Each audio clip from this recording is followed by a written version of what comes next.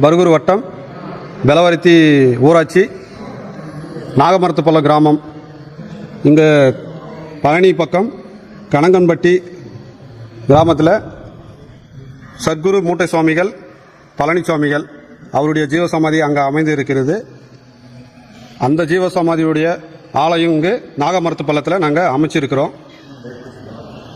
தினமும் காலை 6 மணி, பகல் 12 மணி, மாலை 6 மணி பூஜை நடைபெறுகிறது.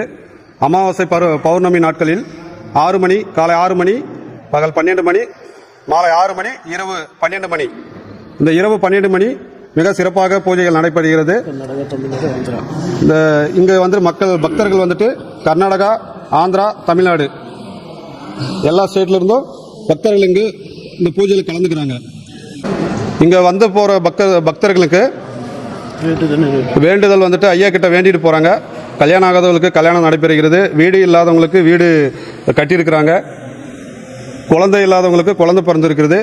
இது எல்லாமே ஐயா கிட்ட வேண்டிட்டு போனவங்களுக்கு எல்லாருக்குமே சக்ஸஸ் ஆகியிருக்கு. சத்குருவே சரணம்.